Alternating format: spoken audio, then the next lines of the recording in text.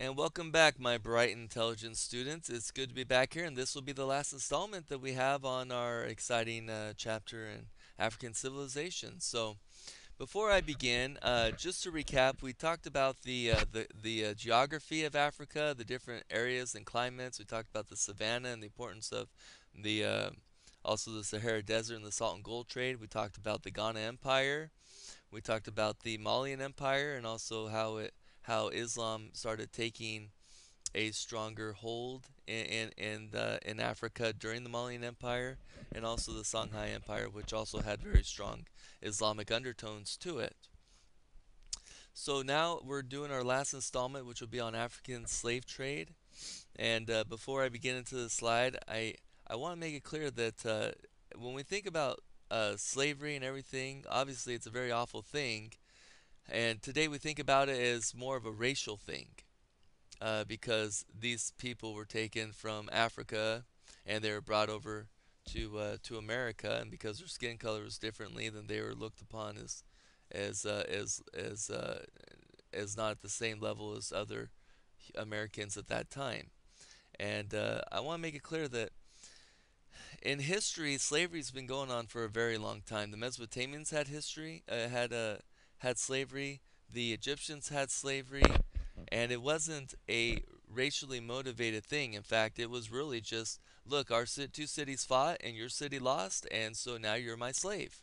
And so you could even be kind of from the same area. You could still both be Mesopotamian, but you're a slave, or you're a kid and your father, loses all his money on some kind of a bet he made, and to repay that debt, they would sell the whole family, including the father, into slavery, and there you go, and you're a slave. And so slavery wasn't always racially motivated, as it appears later on in history to be. So I want to make that clear. Let's begin with this. So here are the European countries that um, were involved in the European slave trading in Africa.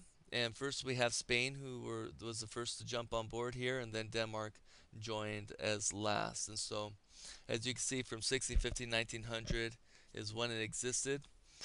Historians estimate that as many as 29 million Africans, that's a lot, 29 million Africans, mainly from Central and Western Africa, were captured and sold as slaves. And it's estimated that possibly 12 million of that 29 million were sent to America. And here's a graph for those who love graphs. Some of you love your graphs. Well, this graph, as you can see, West Central Africa is just astronomically higher compared to the others. The other one might be, Benin, but the others are very small in comparison to this one here, which is where most of the African slaves came from.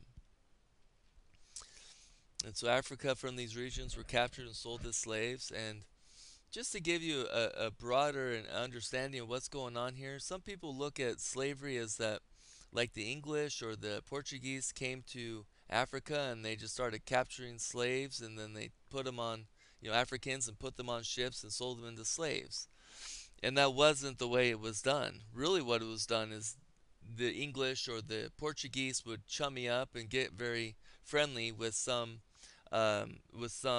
king or some chief that was very powerful, and they would say, "Hey, we'll give you guns and liquor and other stuff if you give us, Africans to sell into slavery." And so what they would do is that chief would agree to it, and they would send people out to go to other areas of neighboring tribes, and they would slowly capture uh, other Africans, and they would sell them to the Portuguese or the English or whoever they had an agreement with. And so it was Africans selling other Africans to Europeans such as Spanish, Holland, English, Portuguese, France, and they would sell it to them, and then they would take them over to where they would end up. So that gives a more accurate idea of what slavery was back then. And they needed slaves to work in the cotton and cane plantations of the Americas. And cane was a very popular thing down in Brazil, especially, and of course, cotton was very popular in what we now call America today, especially in the South. And a plantation is just it's a large farm whose workers live on the farm. So that was also down in the south of that's like Georgia area, Alabama, Mississippi, stuff like that. Plantation is very popular. African slavery, I think I might have said a few of this already. So we have Europeans learned about African slave trade from the Arabian and Persian slave traders. They also learned that African societies often used prisoners of war as a slave. European slave traders exchanged guns and alcohol for African slaves. This encouraged more warfare and more slaves. So think about it. You say, hey, look, you give us people to sell into slavery, and we'll give you guns.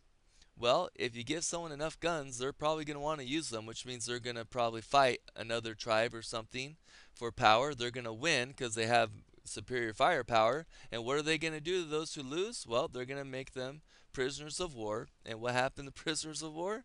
They became slaves. And so it's just a vicious cycle of the more guns that were given to Africans, the more slaves came out of it because more conquering was happening, and they were just benefiting from selling them to the Europeans. And you have the Muslim slave traders at the same time as Europeans were bringing slaves to Americas. Muslim slave traders sold up to 17 million Africans as slaves to India. You have the Middle East, you have Northern Africa. So I want to make this clear that it wasn't just the Europeans that were selling Africans into slaves. The Muslims were doing it as well, and there was one caveat to that was that a Muslim could not sell or compel another Muslim to be a slave. So if the African was a Muslim, then by that law they couldn't sell them into slavery. Um, However, if they were not a Muslim, then it was permissible by their teachings. Now, Queen Nzinga, she was pretty fierce in her belief. She fought against this slave trader mentality. And when most European countries were trying to chummy up to the chiefs, and a lot of the chiefs and rulers were trying to chummy up to them because they liked all the guns that they would get and the booze and everything, Nzinga wasn't that way. So Nzinga of Mongolia, she ruled the kingdom of Ndongo and Mantaba. She battled and negotiated with the Portuguese and Dutch for 40 years. Battled with them, negotiated with them. She died at age 80, and she even had a peace agreement at the end of her death. So there were a few leaders that were like, "This is so wrong, dude. We need to stop," and she's one of them. Now the Amistad revolt we have in so there was a ship full of Africans who were aboard the Spanish schooner Amistad, and they completely took control of the ship. And so you have a bunch of Africans who are now in control of this Spanish ship.